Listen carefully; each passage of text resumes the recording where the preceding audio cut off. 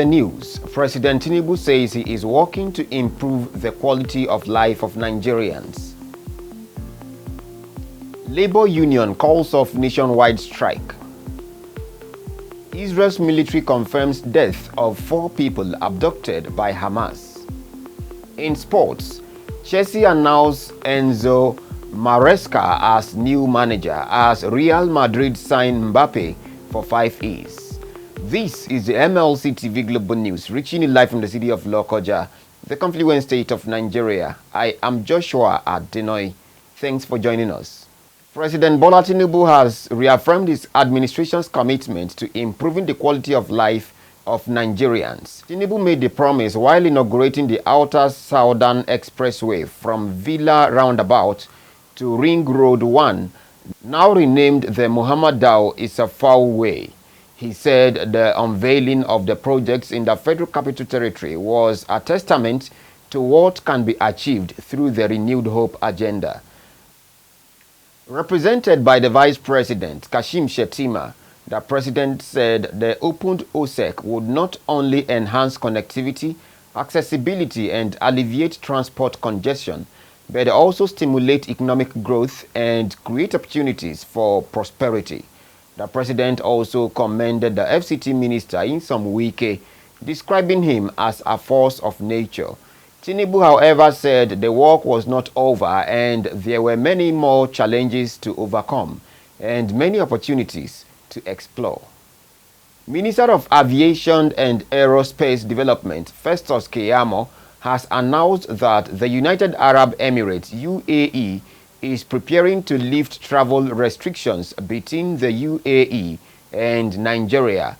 Keyamo, who shared the update during a dinner event to welcome delegates to the International Air Transport Association IATA 80th Annual General Meeting and World Air Transport Summit in Dubai, said the development followed recent discussion aimed at resolving visa denial issues faced by Nigerians. He noted that the final steps involve formalizing the agreement with an official announcement expected within few weeks. The minister emphasized the significance of the UAE as a key partner for Nigeria, highlighting the substantial investment Nigerians have in the country. Kogi State government has disclosed plans to utilize the Osara Dam, Umi Dam and other dams for the generation of power in the nearest future. The Commissioner for Water Resources, Engineer Yahaya Farouk, disclosed this during a press briefing on reticulation of potable water in his office in Lokoja, the state capital. Yahaya said the state governor Ahmed Usman Ododo will not leave any stone unturned to ensure the state becomes the best in terms of electricity power generation and all-round infrastructure development. The core mandate of Ministry for Water Resources go beyond providing treated water. It's just an arm. We have 3 major functions. We are to exploit,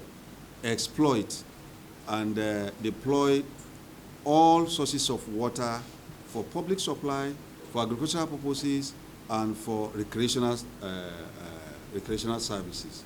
We are going into dam and irrigation services, which hitherto we've not been exploiting. We are blessed with bodies of water. So just last week here, we were in Mina for a technical session in partnership with the World Bank. Some dams have been identified in conjunction with the 2 river basin authorities that are operating our dams. That is, the Lower Benue River Basin Development Authority is covering the 9 eastern local governments, while the Lower Niger River Basin Development Authority is covering west and central. So, by the special grace of God, some of the dams have been identified for rehabilitation, expansion, and exploitation of the arable lands around the dams. He said plans are ongoing to partner with relevant agencies and states to attract desired results. And very soon, in line with the 32-year development plan for the states, some of these dams, especially Campe Omi, We are trying to see the use of that dam beyond irrigation. We are talking of power, because what we are is a project that will take off by next year, SPIN project, sustainable power and irrigation for Nigeria.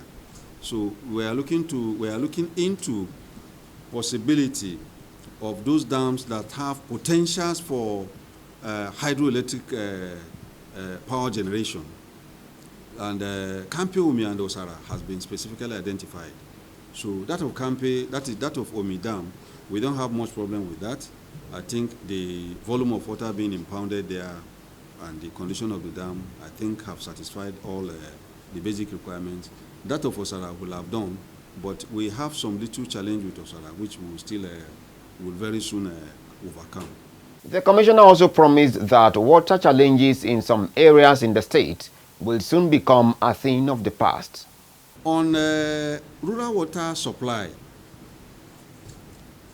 we have an arm that is solely responsible for that, an agency, ROASA, which is an agency under Ministry of Water Resources. The government is trying to revamp its equipment, and very soon they will swing into action in exploiting underground water, that is the boreholes, for our rural communities. And we can assure you from the ministry that by the special grace of God, what we only need, the major thing we need in the ministry, we have gotten. That is the political will of His Excellency, which he has. And it's not allowing us to rest until we have water in our homes. So what we're expecting from Kogi is that by the special grace of God, first and foremost, we met a situation on ground which is not beyond remedy. Two, since 1st of February to 31st of May today, nobody in Ministry of Water Resources, or you say RUASA or Water Board, has rest of mind until we have water to drink. Kogi State government has called on critical stakeholders in the flood disaster to intensify efforts in sensitizing and mitigating impending flood as predicted by NIMET. The Deputy Governor of the state and Chairman, Kogi State Emergency Management Agency, SEMA Joel Oyinbo Salifo, made the call during a stakeholders meeting on emergency management and flood preparedness organized by SEMA in collaboration with the National Emergency Management Agency, NEMA, in Lokoja. He said perennial flooding has posed threat to 9 local government areas in Kogi State, noting that it is high time for stakeholders to come together and develop a proactive strategy for the purpose of mitigating flood disaster in the state, while pointing out that government alone cannot effectively address the challenges posed by flood in the state. The Deputy Governor urged stakeholders to support government in tackling the effect of flood in the confluent state. The Executive Secretary of SEMA in Kogi State, Mukhtar Atima, in his address said the objective of the stakeholders meeting was to strengthen synergy and cooperation among stakeholders in preparedness to anticipated 2024 flood and to identify the needed support to enhance 2024 flood response. According to him, between April and May 2024, over 1,000 households were affected by wind and rainstorm in 3 local government areas, assuring that the agency will continue to do its best in managing disaster in the state. Atima urged stakeholders to take issues of flood prediction by NIMET serious to reduce the impact of the natural disaster. In his goodwill message, the ONU of Itobe, Chief Salifu Adaji, appealed to the federal government to be proactive in finding a lasting solution to the perennial flooding affecting people living along riverine zones, suggesting massive dredging with the Nigerian Navy serving as a supervisory body to ensure that the contract is being executed according to specification. The senator representing Kogi Central Senatorial District of Kogi State, Natasha Apoti-Ruaga, has flagged off the construction of new schools in Osara for the Hausa Fulani community. Natasha equally flagged off the reconstruction and remodeling of Abdulaziz Atta Memorial College, Okene, AMCO.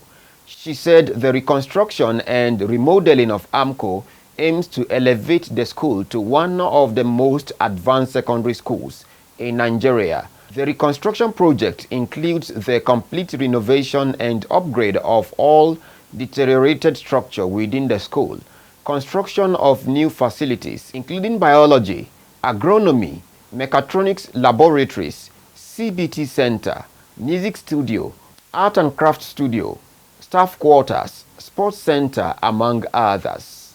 Senator Natasha said the flag-off of primary and secondary schools in Osara for the Hausa Fulani community is a fulfillment of her campaign promises to them and an answer to their request when they met with her before the 2023 senatorial election.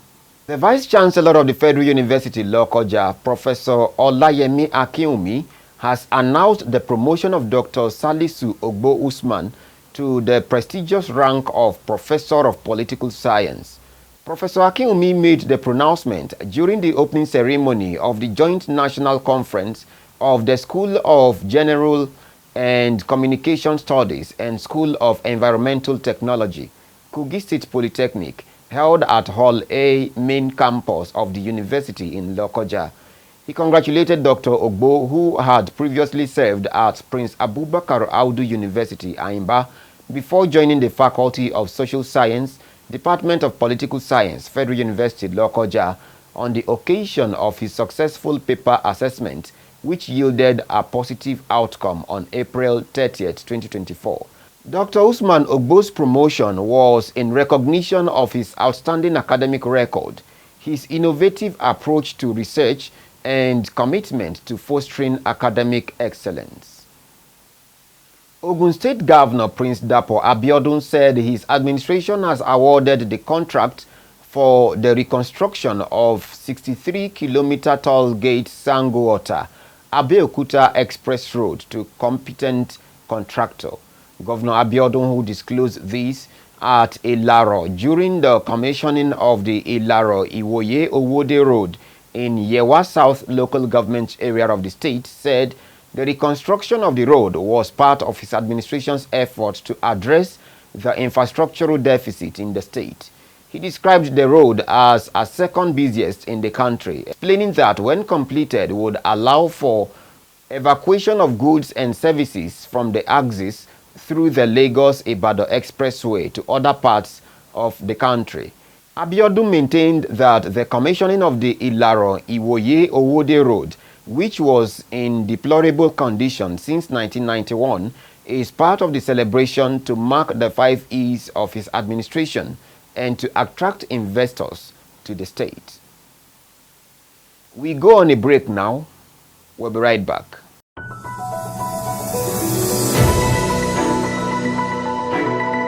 Malachite TV Online is here. For your timely and reliable news that reaches you fast with the breaking news, choose MLC TV. Get human interest stories right here on MLC TV. With entertainment, sports, business, culture, tourism, and fashion news stories all featured on MLC TV. Not forgetting political and current affairs news, state and federal government and people's matters will be discussed regularly on MLC TV. MLC TV, your one-stop online destination for unbiased, accurate news, entrepreneur ideas, and youth matters to the rest of the world. MLC TV, reaching everywhere, informing everyone.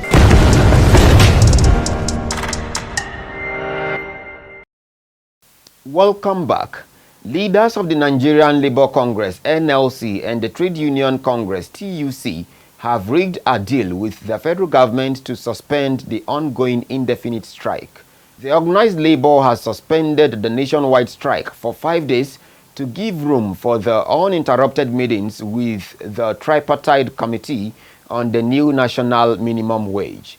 TUC President Festus Osifo, who stated this on Tuesday in Abuja, said with the development, every government and private office is expected to reopen and function as usual. The Labour leaders had a meeting with the Secretary to the Government of the Federation, George Akume, and other government officials on Monday and rigged a resolution that President Bola Ahmed Tinubu was committed to a new minimum wage higher than 60,000 naira. They equally resolved that the tripartite committee would meet every day for the next 1 week to arrive at an agreeable national minimum wage. On politics, the National Working Committee (NWC) of the People's Democratic Party (PDP) has postponed the inauguration of the Edo State Governorship Election National Campaign Council, initially scheduled for Tuesday, June 4, 2024. In a statement by the party's National Publicity Secretary, Debo Ologunagba in Abuja cited the industrial action by labor unions as reason for the postponement. Ologunagba said a new date for the inauguration would be communicated at a later date. On crime, popular TikToker Abubakar Ibrahim, popularly known as Alamin G. Fresh, has been arrested by the Kano State Hisbah Board over allegations of promoting immoral behavior on social media. The Director General of the board, Abba Sufi, who confirmed the arrest in a statement, explained that the board had previously issued several warnings to G-Fresh to desist from posting content deemed immoral, and despite the warnings and multiple counseling sessions which were aimed at guiding him towards acceptable social media behavior, G-Fresh continued to publish the contentious material, hence the need for his arrest. On the foreign scene, votes are being counted in world's biggest election held in 7 phases over 6 weeks, with hundreds of millions of people voting. Early trends shows Narendra Modi's BJP-led NDA alliance is leading in nearly 300 seats. Most exit polls had suggested a comfortable win for Modi's party, which is eyeing a third consecutive term in power. However, the opposition alliance INDIA is performing better than expected and is ahead in more than 200 seats. A party of alliance needs to win 272 seats in the 543-member parliament to form the government. Though it is still too early to conclude, as parties and alliance can sometimes take an early lead only to lose once the final tally is in. Israel's military says it has established the death of 4 more people abducted by Hamas on 7th October 2023. It says the 4 were killed while together during an Israeli operation in Khan Younis in southern Gaza, noting that their bodies were still being held by the militants. Israel's Defense Forces spokesperson Rear Admiral Daniel Hagari said intelligence gathered in recent weeks had led to the assessment. Last month, Hamas claimed that one of the victims, Nadav Popwell, had died in an Israeli strike in April. The United Kingdom Foreign Office said it was investigating, but there was no confirmation of his death until now.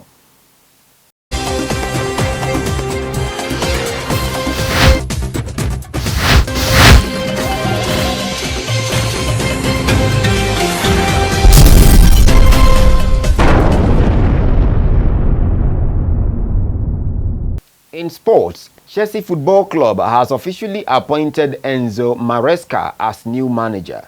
The club's announcement has sparked excitement and optimism among supporters who are hopeful that Maresca's leadership will usher in a new era of success for the Blues. In another development, Real Madrid has announced the signing of French superstar Kylian Mbappé. The Spanish giant and the 25-year-old forward have rigged an agreement that will see him wearing the iconic white jersey for the next 5 seasons. Defending champion Novak Djokovic says he is not sure if he will be fit enough to play his French Open quarter-final after blaming the slippery Roland Garros clay for aggravating a knee injury. Djokovic showed his supreme powers of recovery once again to come through a 5-set marathon against Argentines Francisco Cerundolo in the fourth round on Monday. The world number one was hampered by the knee injury before winning 6-1, 5-7, 3-6, 7-5, 6-3. Djokovic will face Norwegian 7th seed Casper Ruud, who the Serb beat in last year's final in the last 8 on Wednesday.